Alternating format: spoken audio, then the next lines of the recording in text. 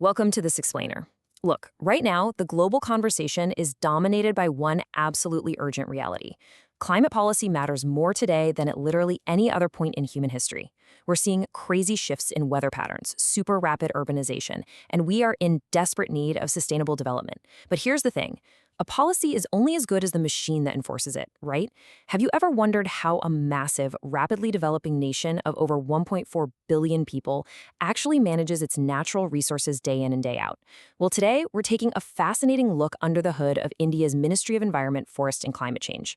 Actually, think of this huge bureaucratic machine not as some dry, boring government office, but as a living, breathing ecosystem. We're going to map out exactly how this ecosystem functions, right from the executive canopy all the way down to the roots of its enforcement. Okay, let's dive into this. We've got a clear roadmap today. First, leadership at the top. Second, the Environment Division. Third, forests and wildlife. And fourth, autonomous bodies and institutes.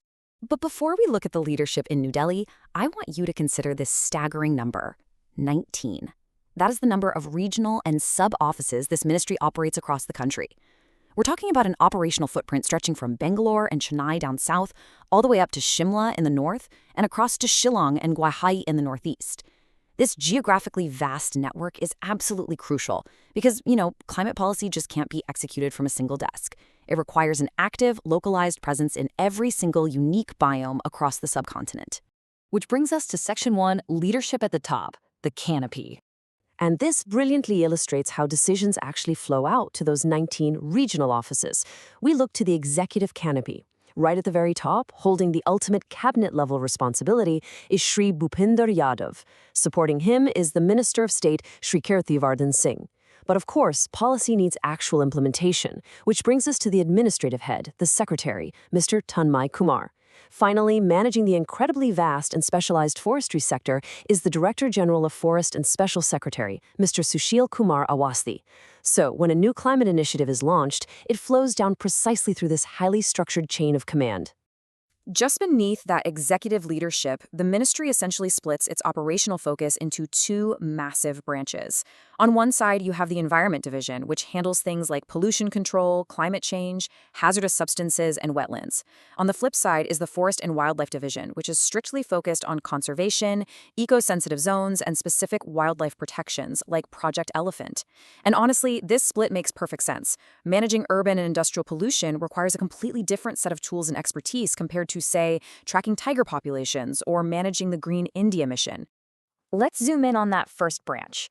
Section 2, the Environment Division. So, examining this major branch is where you see a ton of the heavy lifting for modern climate policy taking place. Within the Environment Division, you'll find dedicated cells for clean technology and climate change, literally the heart of adapting to our current global crisis.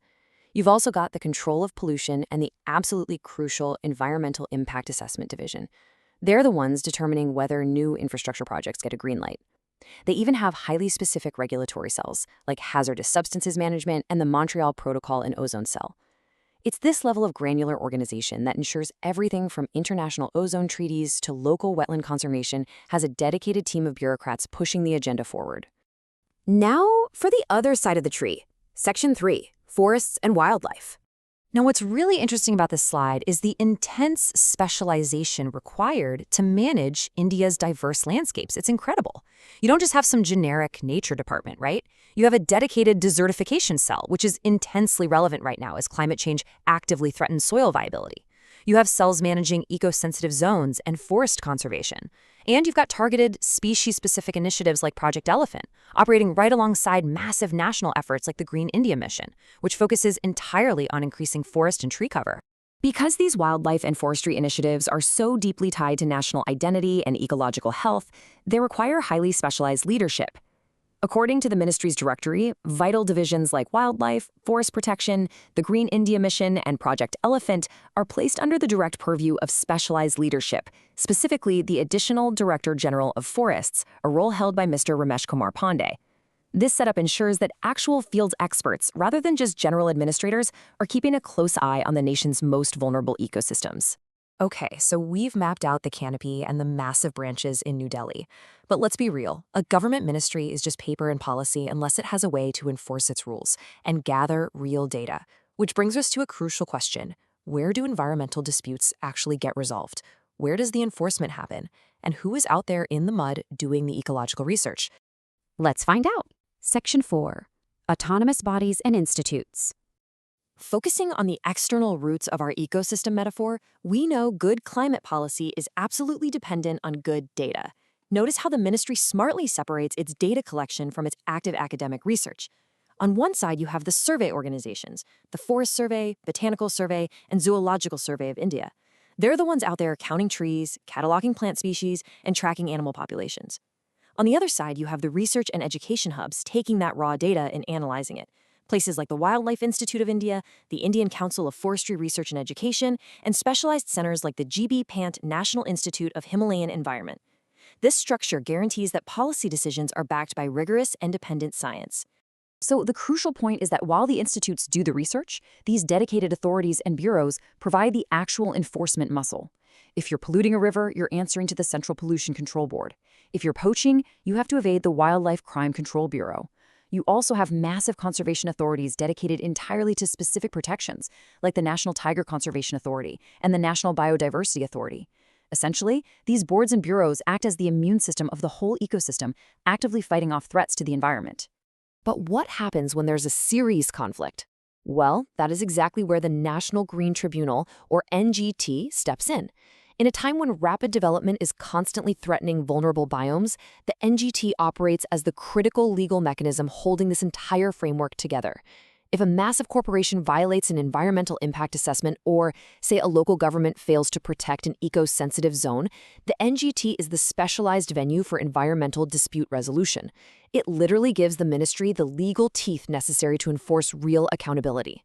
Let's take a step back and see how this all builds together. When we look at the complete picture, we realize this isn't just a boring list of offices. It's a highly connected, interdependent machine designed to protect a massive, rapidly changing country, from the overarching decisions made in the cabinet minister's office, through the specialized environment and wildlife branches, all the way down to the 19 regional outposts and the rigorous legal oversight of the NGT.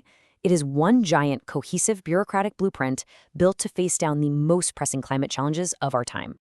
Understanding this structure isn't just some exercise in learning about bureaucracy, it empowers you to understand how the environment around you is actually governed. So I'll leave you with this. Knowing how this vast machine operates, which specific regional office, survey organization, or specialized subdivision is responsible for monitoring and protecting the ecosystem right outside your own front door. Thanks for joining me for this explainer, and keep questioning how the world around you works.